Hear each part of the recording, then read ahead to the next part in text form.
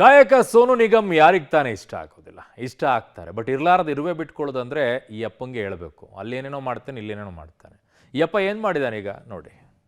ಕನ್ನಡ ಕನ್ನಡ ಅಂತಿರಲ್ಲ, ಇದಕ್ಕೆ ಉಗ್ರರ ದಾಳಿಯಾಗಿತ್ತು. ಪಹಲ್ಗಾಮ್ನಲ್ಲಿ ಭಯೋತ್ಪಾದಕರ ದಾಳಿ ಆಗಿದ್ದೇ ಇದಕ್ಕೆ.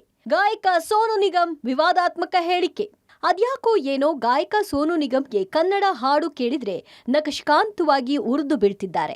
ಹೆಸರು ಮಾಡೋವರೆಗೂ ಸೈಲೆಂಟ್, ಹೆಸರು ಬಂದ್ಮೇಲೆ ಏನ್ ಹೇಳಿದ್ರೂ ನಡೆಯುತ್ತೆ ಅನ್ನೋ ಮನೋಭಾವಕ್ಕೆ ಬಂದಂತಿದೆ ಸೋನು ನಿಗಮ್ ಆಟಿಟ್ಯೂಡ್. ಕನ್ನಡ ಹಾಡು ಹೇಳಿ ಎಂದಿದ್ದಕ್ಕೆ ಸಿಟ್ಟಾದ ಸೋನು ನಿಗಮ್ ಕನ್ನಡ ಕನ್ನಡ ಎಂದಿದ್ದಕ್ಕೆ ಪಹಲ್ಗಾಮ್ನಲ್ಲಿ ಭಯೋತ್ಪಾದಕರು ದಾಳಿ ಮಾಡಿದ್ದು ಅಂತ ವಿವಾದಾತ್ಮಕ ಹೇಳಿಕೆ ನೀಡಿದ್ದಾರೆ. ಬೆಂಗಳೂರಿನ ಖಾಸಗಿ ಕಾಲೇಜೊಂದರ ಕಾರ್ಯಕ್ರಮದಲ್ಲಿ ಪ್ರೇಕ್ಷಕರ ಗ್ಯಾಲರಿಯಲ್ಲಿ ಕುಳಿತ ಹುಡುಗ ಎದ್ದು ನಿಂತು ಕನ್ನಡ ಕನ್ನಡ ಕನ್ನಡ ಹಾಡು ಬೇಕು ಅಂತ ಕೂಗಿ ಕೇಳ್ಕೊಂಡಿದ್ದಾನೆ. ಅಷ್ಟಕ್ಕೆ ನಾಲಿಗೆ ಹರಿಬಿಟ್ಟಿದ್ದಾರೆ ಸೋನು ನಿಗಮ್. ಕನ್ನಡ ಕನ್ನಡ ಅಂತಿರಲ್ಲ, ಇದಕ್ಕೆ ತಾನೇ ಪಹಲ್ಗಾಮ್ನಲ್ಲಿ ಭಯೋತ್ಪಾದಕರ ದಾಳಿ ನಡೆದದ್ದು. ಹೀಗಾಯ್ತಲ್ಲ, ಇದೇ ಕಾರಣಕ್ಕೆ ಅಂತ ಹಾಡಿನ ಬೇಡಿಕೆಯನ್ನ ಉಗ್ರರ ದಾಳಿಗೆ ತಳುಕು ಹಾಕಿದ್ದಾರೆ. ಸೋನು ನಿಗಮ್ ಧಿಮಾಕು ದೌಲತ್ತಿಗೆ ವ್ಯಾಪಕ ಖಂಡನೆ. ಸೋನು ನಿಗಮ್ ಒಬ್ಬ ಸಾಂಸ್ಕೃತಿಕ ಭಯೋತ್ಪಾದಕ. ಇನ್ನು ಸೋನು ನಿಗಮ್ನ ಈ ದೌಲತ್ತು ದಿಮಾಕಿನ ಮಾತಿಗೆ ಕನ್ನಡಪರ ಸಂಘಟನೆಗಳು ಸೇರಿದಂತೆ ಎಲ್ಲೆಡೆ ವ್ಯಾಪಕ ಖಂಡನೆ ವ್ಯಕ್ತವಾಗಿದೆ. ಸೋನು ನಿಗಮ್ ಒಬ್ಬ ಸಾಂಸ್ಕೃತಿಕ ಭಯೋತ್ಪಾದಕ, ಅವನೊಬ್ಬ ಅಯೋಗ್ಯ ಅಂತ ಕರವೇ ಅಧ್ಯಕ್ಷ ನಾರಾಯಣಗೌಡ ನಿಗಿ ಕೆಂಡವಾಗಿದ್ದಾರೆ. ನಾನು ಕನ್ನಡ ಚಿತ್ರರಂಗದ ನಿರ್ಮಾಪಕರಿಗೆ ಹೇಳುತ್ತಾ ಇದ್ದೀನಿ, ಇಂಥ ಅಯೋಗ್ಯರನ್ನೆಲ್ಲ ಕರ್ನಾಟಕದ ನೆಲಕ್ಕೆ ತಂದು ಅವ್ರನ್ನ ಆಡಿಸಿ ಅವರಿಂದ ಕನ್ನಡ ಅನ್ನೋದೇನಿಲ್ಲ. ಕನ್ನಡದಿಂದ ಅವರು ಹಿಂದಿಯವರೆಲ್ಲ ದೂರ ಇಟ್ಟಿದ್ರು, ಕೈ ಬಿಟ್ಟಿದ್ರು.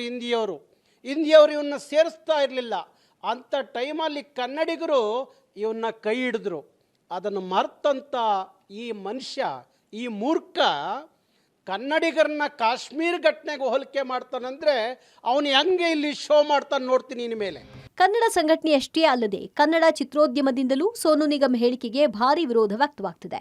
ನಿರ್ಮಾಪಕ ಕಾರ್ತಿಕ್ ಗೌಡ, ಡೈಲಾಗ್ ರೈಟರ್ ಮಾಸ್ತಿ, ನಿರ್ಮಾಪಕ ಕನ್ನಡಪರ ಹೋರಾಟಗಾರ ಸಾರಾ ಗೋವಿಂದು ಸೇರಿದಂತೆ ಅನೇಕರು ಭಾರಿ ಆಕ್ರೋಶ ಹೊರಹಾಕಿದ್ದು ಕನ್ನಡಿಗರನ್ನ ಕ್ಷಮೆ ಕೇಳುವಂತೆ ಆಗ್ರಹಿಸಿದ್ದಾರೆ. ಸೋನು ನಿಗಮ್ ಒಬ್ಬ ಅದ್ಭುತ ಗಾಯಕ, ಅಷ್ಟೇ ಉದ್ದಟತನದ ಮಾತುಗಳನ್ನು ನಿನ್ನೆ ಆಡಿದ್ದಾರೆ. ಕನ್ನಡ ಸಾಂಗನ್ನು ಕನ್ನಡ ಹಾಡಿ ಅಂತಿದ್ದೇ ತಪ್ಪ. ಆ ಪಹಲ್ಗಾಮ್ಗೆ ಹೋಲಿಸೋದು ಯಾವ ಕಾರಣಕ್ಕೆ ಅಂತ ನನಗೆ ಅರ್ಥ ಆಗಲಿಲ್ಲ. ನಾವೇನು ಭಯೋತ್ಪಾದಕರ? ಅವ್ರಿಗೆ ಒಂದು ಎಚ್ಚರಿಕೆಯ ಮಾತನ್ನು ಕೊಡ್ತಾ ಇದ್ದೀನಿ. ನೀವು ಕೂಡಲೇ ಕನ್ನಡಿಗರ ಕ್ಷಮೆ ಕೇಳಿ, ಇಲ್ಲಾಂದರೆ ನಿಮ್ಮದು ಯಾವುದೇ ಕಾರ್ಯಕ್ರಮ ಕರ್ನಾಟಕದಲ್ಲಿ ನಡೆಯೋದಕ್ಕೆ ಕನ್ನಡ ಪರ ಹೋರಾಟಗಾರರು ನಾವು ಬಿಡೋದಿಲ್ಲ ಅಂತಕ್ಕಂಥ ಮಾತನ್ನು ಹೇಳ್ತಾ, ಚಲನಚಿತ್ರ ವಾಣಿಜ್ಯ ಮಂಡಳಿ ಕೂಡ ಕೆಲವು ನಿರ್ಧಾರಗಳನ್ನು ತಗೋಬೇಕಾಗುತ್ತೆ.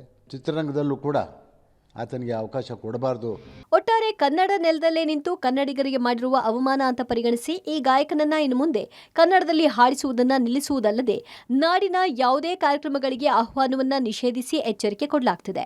ಕರ್ನಾಟಕದಲ್ಲಿ ಬ್ಯಾನ್ ಮಾಡುವಂತೆ ಆಗ್ರಹಿಸಲಾಗಿದೆ. ಭಾರತೀಯ ಫಿಲ್ಮ್ ಬ್ಯೂರೋ, ಪಬ್ಲಿಕ್ ಟಿವಿ.